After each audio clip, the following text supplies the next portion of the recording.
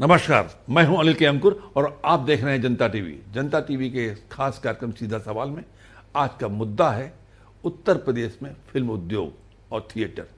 यानी कि सरकारें बहुत वादा करती हैं कि हम उत्तर प्रदेश में फिल्म को प्रोत्साहित करेंगे, फिल्म को आगे बढ़ाएंगे, लेकिन हालात क्या हैं, इन विषय पर चर्चा होगी। इस पर चर्चा करने के लिए जाने माने थिएटर और जाने माने फिल्म कलाकार यानी कि उत्तर प्रदेश की राजधानी लखनऊ में रहने वाले डॉक्टर अनिल रस्तोगी, उनका स्वागत है। रस्तोगी साहब से आज परिचय की कमी नहीं है, क्योंकि इन्होंने 89 में सबसे पहले उड़ान टीवी सीरियल किया था, जिसमें एसएसपी बशीर का रोल इन्होंने अदा किया था। अब उन्होंने बहुत सारी फिल्में करा ली, 60 से अधिक फिल्में की हैं। तो ऐसी स्थिति में उत्तर प्रदेश में क्या हालात हैं फिल्मों के? देखिए, उत्तर प्रदेश में फिल्मों के हालात बहुत बेहतर हैं और बल्कि बम्बई वाले तो घबराने लगे थे कि ये तो पैरेलल इंडस्ट्री बना रहे हैं यूपी में। लेकिन जहाँ तक मैं समझता हूँ, जो हमारी गवर्नमेंट है, योगी जी की गवर्नमेंट है, वो कोई पैरेलल इंडस्ट्री नहीं खड़े करना चाहते हैं, लेकिन वो चाहते हैं कि यूपी भी समृद्ध हो फिल्म निर्माण में। और उसकी वजह ही मैं आपको बताऊँ कि मैं तो बम्बई भी रहा हूँ 4-5 साल। तो जो ज़्यादातर कलाकार वहाँ पर हैं, जैसे महाराष्ट्र है वो, तो आप सोचिए हिंदी फिल्मों में वहाँ महाराष्ट्रियन लोग बहुत से जुड़े हैं, ऐसा नहीं है। वहाँ जो है ये हमारी हिंदी बेल्ट जो है, पर्टिकुलरली जो नॉर्थ की बेल्ट है, बहुत सारे आर्टिस्ट आपको 60% आर्टिस्ट आपको इसी बेल्ट के मिलेंगे। इसके अलावा जो बैक स्टेज वर्कर्स हैं, लाइटमैन हैं, कैमरामैन हैं, वो सब भी आपको इसी एरिया के मिलेंगे। तो ये गवर्नमेंट की बहुत अच्छी एक पहल रही है कि वो यहाँ पर ही वो इंडस्ट्री डेवलप करना है। क्योंकि देखिए, मैं आपको बताऊँ, जैसे मैं एक्टर हूँ, हमारे बहुत सारे ऐसे साथी एक्टर्स हैं जो कि बहुत अच्छे अच्छे एक्टर हैं, लेकिन उनके फैमिली कंपल्शंस ऐसे हैं कि नहीं जा सकते। मैं भी गया हूँ, मैं भी उस समय गया हूँ जब मैं रिटायर हो गया था जॉब से। मैं बॉम्बे गया था जब मेरी फिल्म इशकज़ादे 2012 में रिलीज़ हुई थी। तो मैं सितंबर में मेरे पास कॉल आई थी और फरवरी-मार्च 2013 में मैं मुंबई गया था। फिर मैं 4-5 साल वहाँ पर रहा। तो ऐसे बहुत सारे कलाकार, हमसे बहुत अच्छे अच्छे कलाकार यहाँ पर पड़े हुए हैं, लेकिन किसी को मदर की देखभाल करनी है, किसी को अपना बिजनेस की देखभाल करनी है, पारिवारिक बहुत सारी। तो ये जो गवर्नमेंट की पहल है, बहुत बड़ी पहल है। हालांकि थोड़ा पहले से चल रही है, ऐसा नहीं कि बिल्कुल नई शुरुआत हुई है, लेकिन इसमें नया एक इम्पीटस जो मिला है वही हमारी गवर्नमेंट से मिला है कि जैसे ओटीटी पर कोई सब्सिडी दी जा रही है।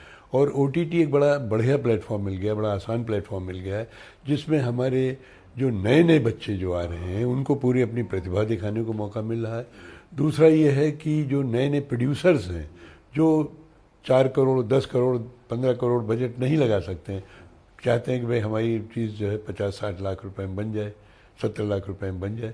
उनको भी बड़ा मौका मिल गया है कि अपने टैलेंट को, अपने यहाँ पर एक प्रोड्यूसर बनने का और नई नई टैलेंट को एक्सपोजर देने का। दूसरे जो गवर्नमेंट की स्कीम मैं बहुत ज़्यादा तो नहीं जानता हूँ, क्योंकि मैं डायरेक्टली एक तो गवर्नमेंट की स्कीम आई थी कि हम जो उत्तर प्रदेश में इतने प्रतिशत कलाकार यूपी के होंगे, इतने प्रतिशत शूटिंग होगी, तो उसमें 1 करोड़ 2 करोड़ 3 करोड़ नहीं, ऐसा नहीं है। वो परसेंट देंगे। जैसे अगर आप हिंदी फिल्म बना रहे हैं तो 25% सब्सिडी आपको मिलेगी, जितना आपका खर्च होगा 25% गवर्नमेंट उसको रिम्बर्स कर देगी। लेकिन अगर आप रीजनल फिल्में बना रहे हैं, जैसे आप अवधी फिल्म बना रहे हैं या भोजपुरी फिल्म बना रहे हैं, तो उसमें आपको 50% सब्सिडी मिलेगी। और आप ओटीटी पे अगर अपनी फिल्म दे रहे हैं तो 50% सब्सिडी उसमें भी है। और इसके अलावा अगर आप यूपी के कलाकार ले रहे हैं तो 25 लाख रुपए उन्होंने उसके लिए भी रखे हैं। ये तो मेरी नॉलेज में है। दूसरे यहाँ पर जो लोकेशंस हैं, लोकेशंस दिलवाने में गवर्नमेंट आपको मदद करेगी। तो इस तरीके से बहुत से इंसेंटिव्स हैं जो कि गवर्नमेंट दे रही है। आपने मदद करने की बात की थी, मैं जानना चाहूँगा कि जो गवर्नमेंट वादा करती है कि हम आपको मदद करेंगे, ये करेंगे, तो जो सरकारी तंत्र है, सरकारी तंत्र कितना सहयोग करता है? जैसा कि नहीं, देखिए, बाबू डैम लगातार हावी रहा है, तो इसमें बाबू डैम तो नहीं मामला है और सब्सिडी मिलती है लोगों को। ये ज़रूर है कि मीटिंग्स वगैरह जितनी फ्रीक्वेंटली होनी चाहिए उतनी नहीं होती हैं। और अभी तो जैसे राजू श्रीवास्तव थे हमारे यहाँ, वो चेयरमैन थे फिल्म बंधु के। राजू श्रीवास्तव ने, मुझे पता नहीं इस समय अगर कोई है तो कोई ब्यूरोक्रेट ही देख रहा होगा, कोई इंडस्ट्री का कोई आदमी अभी नहीं आया है। और अभी गवर्नमेंट ने एक चीज़ और अनाउंस की है कि यहाँ पर अगर आप स्टूडियो बनाते हैं, फिल्म स्टूडियो बनाते हैं, तो उसमें भी गवर्नमेंट आपको सब्सिडी दे रही है। तो इस तरीके से लखनऊ में अगर एक स्टूडियो भी बन जाता है, आप देखिए लखनऊ में आजकल बहुत ज़्यादा शूटिंग हो रही है। मेरा ख्याल है, हालांकि मैं बहुत ज़्यादा काम नहीं कर रहा हूँ जो लखनऊ में शूटिंग हो रही है, मैं ज़्यादातर काम बाहर का कर रहा हूँ, लेकिन लखनऊ में कम से कम 10-15 शूटिंग हर दिन होती रहती है। तो उसकी वजह यह है कि यहाँ लोकेशंस बहुत अच्छी हैं। अब देखिए गदर 2 इतनी बड़ी फिल्म आई है, काफ़ी शूटिंग उसकी लखनऊ में हुई है, लामार्ट्स कॉलेज में हुई है, हार्डिंग ब्रिज पे हुई है, तमाम जगह पे हुई है। जॉली LLB बनी थी, वो हमारा जो पुराना छतर मंजिल है, जहाँ पुराना CDRI हुआ करता था, जहाँ मैंने 41 साल जॉब किया है, वहाँ पर उन्होंने शूट किया था। मूलतः मैं वैज्ञानिक मेरा प्रोफेशन है, और ये एक्टिंग तो मेरा शौक है, मेरा पैशन तो है। विज्ञान की पढ़ाई करते करते कब आप एकदम से परिवर्तित हो गए कि मुझे देखिए हुआ ये कि विज्ञान को तो मैं अपना कैरियर बनाना चाहता था, प्रोफेशन बनाना चाहता था, जो कि मैंने बनाया भी। क्योंकि आप सोचिए कि 1962 में मैंने MSc पास किया, 1962 में ही मुझे CDRI में फेलोशिप मिल गई और मैं CDRI ज्वाइन कर लिया। और लगभग वही दौर था जब मैंने थिएटर भी शुरू किया। 1961 में मेरा पहला नाटक हुआ था। उसकी वजह ये थी कि हमारे पास में मोहल्ला है, यहाँ सॉर्ट ऑफ मेरी जहाँ वाइफ रहती, मेरा ससुराल भी है, वहाँ पर थिएटर हुआ करता था फेस्टिवल्स पे, जैसे होली दिवाली पे। तो मैं देखा करता था, देखता था, लोगों को बड़ी तारीफ मिलती है, जो लोग बाहर निकलते हैं जब थिएटर करके, बड़ी वाहवाही होती। तो मुझे लगा कि भाई मैं भी ट्राई करूँ। तो 1961 में जब रस्तोगी इंटर कॉलेज ऐशबाग में उसका नया ऑडिटोरियम बना था, तो वहाँ पर एक नाटक किया गया, नूरजहाँ। मैंने साहब किया, उसमें मंत्री विजय सिंह का रोल, बड़ा रोल तो नहीं था उसमें। आप सोचिए डॉक्टर घनश्याम दास इस समय नहीं, अभी उनकी सेंटेनरी बनाई जाने वाली है, वो बहुत थिएटर में एक्टिव थे। मैंने उनको देख करके मुझे बड़ा इंसेंटिव मिला। हमारे विजय वास्तव जी रहे हैं, प्रयाग वर्मा जी रहे हैं, वो करते थे, उनको मैं देखा करता था। तो बस इस तरीके से आ गया। जब मैं किया तो उसमें वाहवाही मिलने लगी। भाई इंसान काहे के लिए रहता है कि उसके काम को रिकॉग्नाइज किया जाए। वाहवाही की मैं बात नहीं कर रहा, काम को आपके पहचाना जाए, आपको उससे एक आइडेंटिटी मिले। तो अब ये सोचिए लगभग मेरा साइंस का कैरियर और थिएटर का कैरियर, एक्टिंग कैरियर अगर साथ ही साथ चला। तो थिएटर में तो आपने 900 शो किए हैं। हाँ, तो ज़्यादा 900 से ज़्यादा शो किए, ये अपने आप में बहुत बड़ा काम है। 96 नाटक 96 नाटक किए हैं।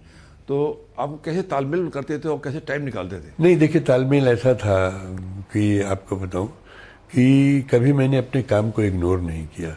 मैं आपको बताना चाहूँगा कि मैं यूपी संगीत नाटक एकेडमी का भी फेलो हूँ और मैं नेशनल एकेडमी ऑफ साइंस का भी फेलो हूँ। और मैं कई बार विदेश भी भेजा गया यहाँ से CDRI की तरफ से। 2 बार मैं जर्मनी गया, एक बार 1.5 साल के लिए, एक बार 3 महीने के लिए।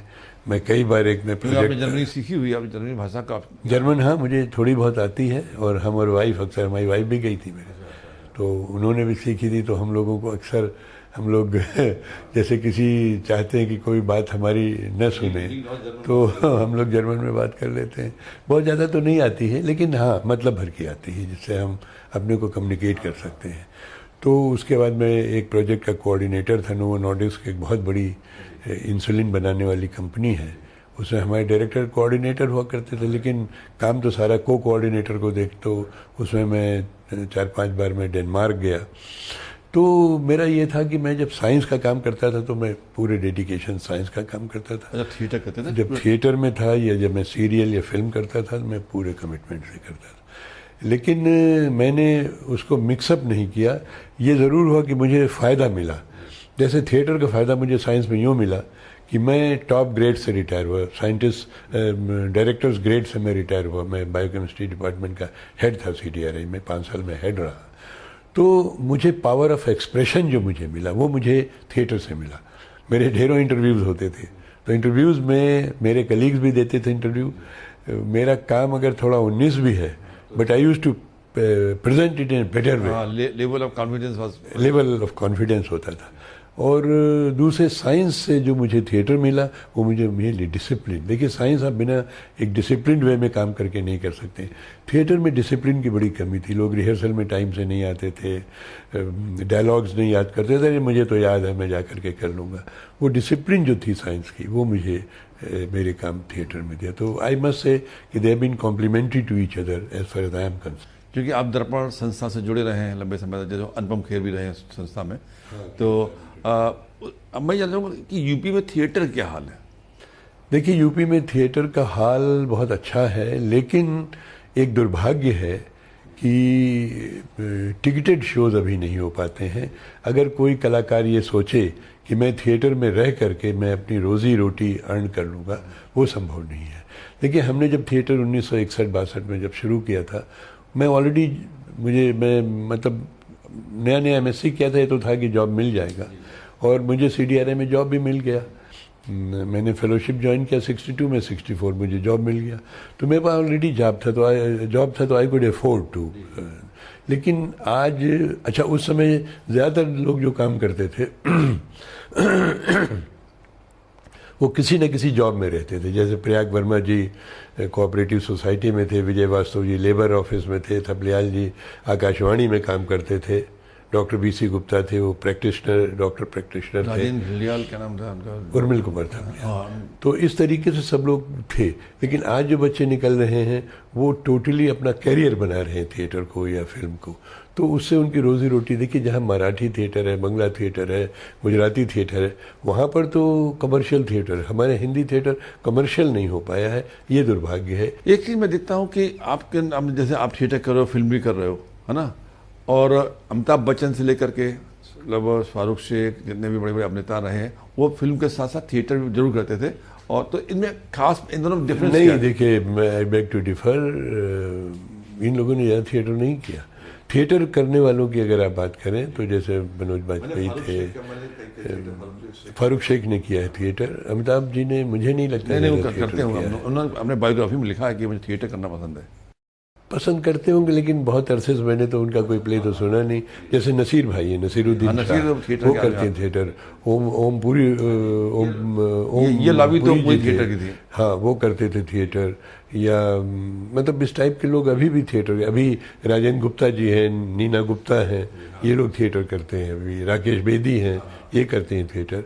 लेकिन मेरे साथ ये आपको मैं बताऊँ, एक प्लस पॉइंट ये रहा, मैं थिएटर भी मैं करता हूँ, अभी भी कर रहा हूँ। अभी लास्ट प्ले मेरा 18 मई को हुआ है, स्वाहा। I mean even at this age of 80। आपको सेटिस्फेक्शन कहाँ मिलता है?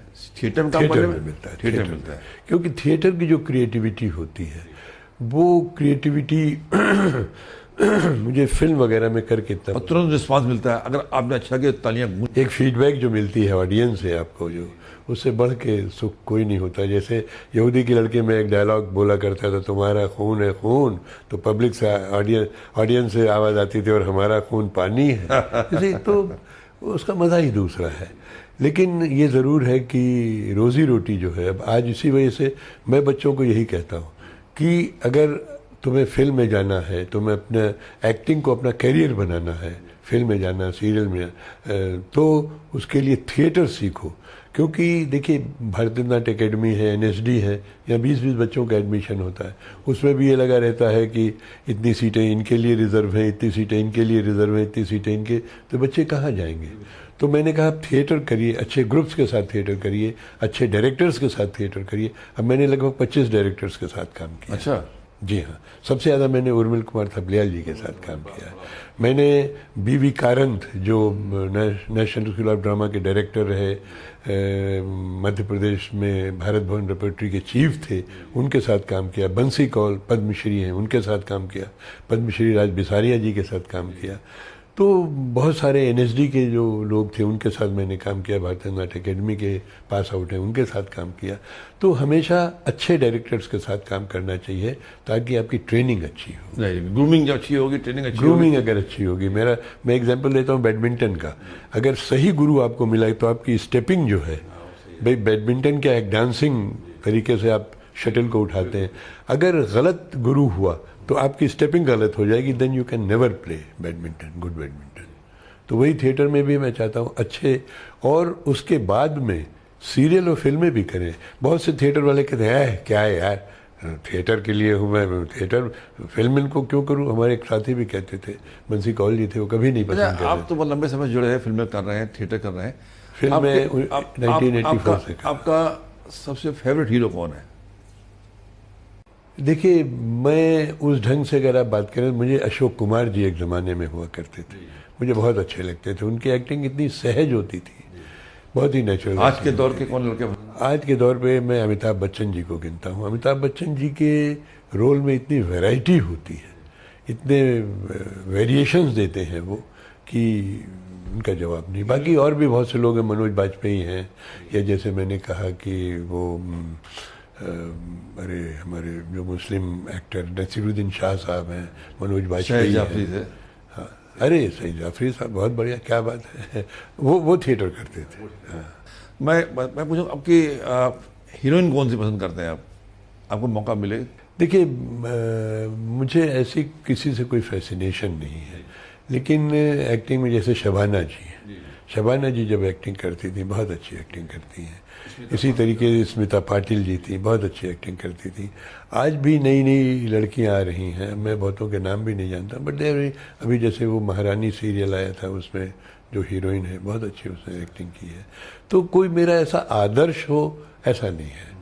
सब अपनी अपनी जगह काम कर रहे हैं और हर एक से कुछ ना कुछ देख करके सीखने को ही मिलता है। वो इवन कोई बहुत ही ए ग्रेड आर्टिस्ट न भी हो, तब भी उसमें भी कुछ ना कुछ होता है। जैसे मैंने अपने बहुत से जूनियर्स के साथ काम किया है उनके डायरेक्शन में, लेकिन उनसे ही मैंने सीखा है।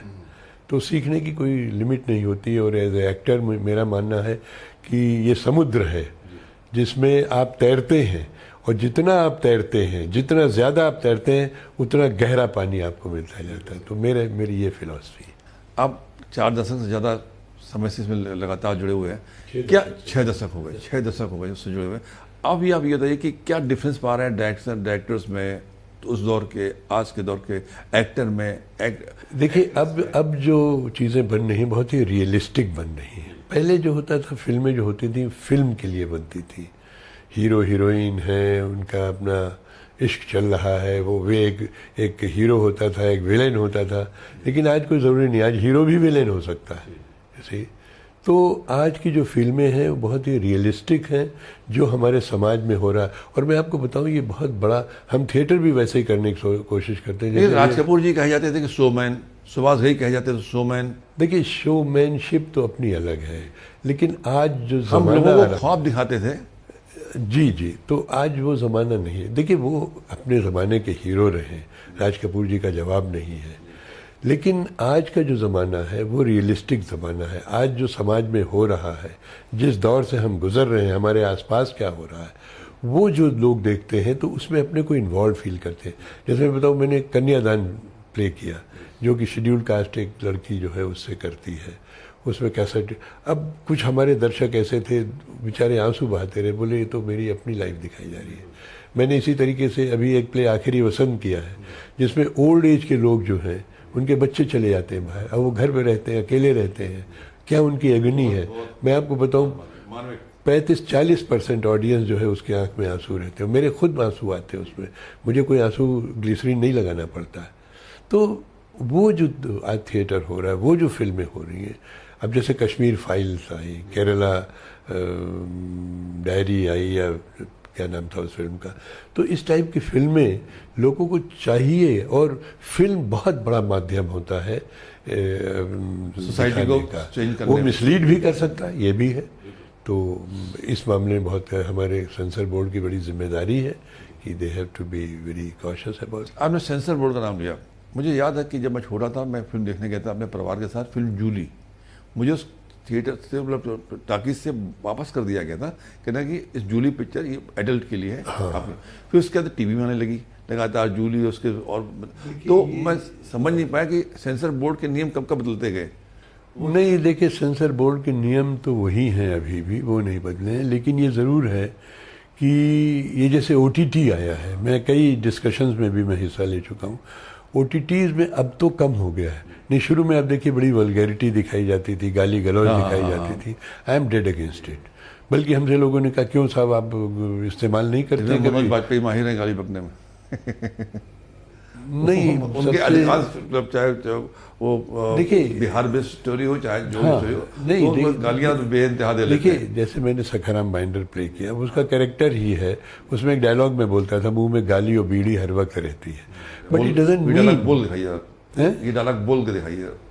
नहीं, अब डायलॉग तो देखिए, हमें डायलॉग मैं आपको ज़रूर सुनाऊंगा, एक यहूदी की लड़की का डायलॉग आपको सुनाऊंगा। सुनाऊँ अभी? बिल्कुल बिल्कुल बिल्कुल।